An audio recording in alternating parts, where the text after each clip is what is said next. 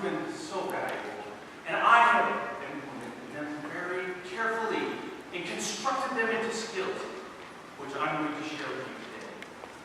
The first thing you have to do to go low tech and high energy, I want to share with you, Mr. Contest Chair, fellow Toastmasters, and guests. Low tech means taking your cell phones and getting rid of them. It means taking your tablets and they be gone. You don't need them. And I know what else you're going to do before you get into that meeting. You're going to reach for that coffee, that cappuccino, the frappuccino, the Red Bull, the energy, the donut, the sugar, the caffeine. You need it, don't you? Yeah. Nay, nay, I say no. You don't. Low tech is going to bring you high energy. The first thing I want you to do is grab a tablet of paper. Yes, low tech tablet. And on that tablet of paper, on the top of it, in letters as big as the top of the seeing eye chart, I want you to write personal notes in the colors of the rainbow. Yeah, we're getting there. And on the side, I want you to cut and paste things that are going to be entertaining. My personal is a good dot to dot. I feel good because it's numbers, lines, and I get to draw in it later. As you're in that meeting, you're drawing, you're coloring, you're saying, these are personal notes, but yet you get a little energy burst.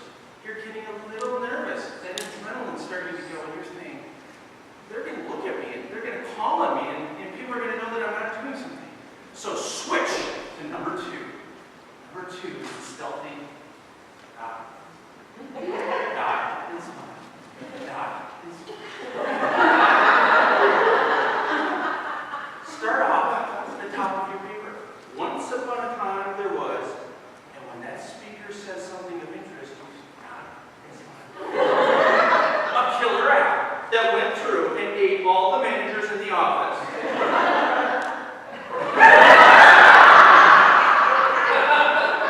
How? You're working on your next Toastmaster speech. You need a little something to carry you through the rest of the day. Inevitably, Sally's sob story, or Harry Hardluck is going to come to you and say, can I borrow your notes? Because they weren't paying attention. And you can say, no, these are personal notes.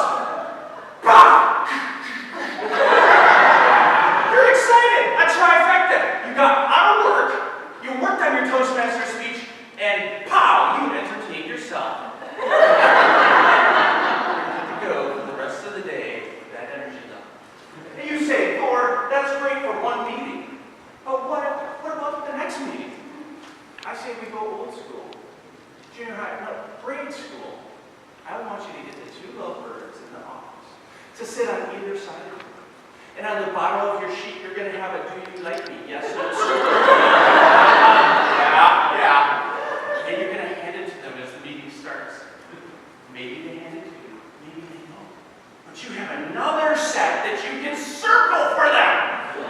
And you can take that, and I want you to pass it to them in front of everybody, the speaker, the president of the company, and most importantly, Gladys Gabmo, who's inevitably going to say, are we in junior high? Are you passing notes? And you can say, not me.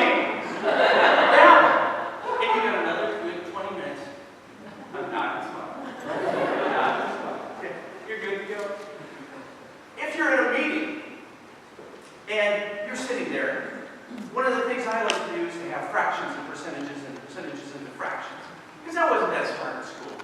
So I went through and I put them on the bottom of my sheet. So I'm ready. If I'm nodding, I'm smiling, and the speaker says, 75% of the people, your arms should go up, and you say, wait. Adrenaline levels go up. And you say, you mean 3 out of 4 people? Everybody in the room's of age, you can do math that fast.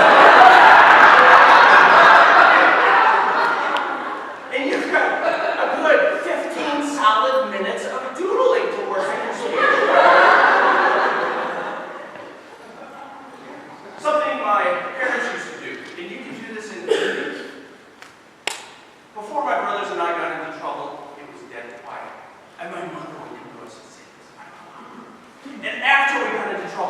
My dad would say this, as my brothers and things were crazy. So if you have a quiet meeting or a loud meeting, I want you to do this.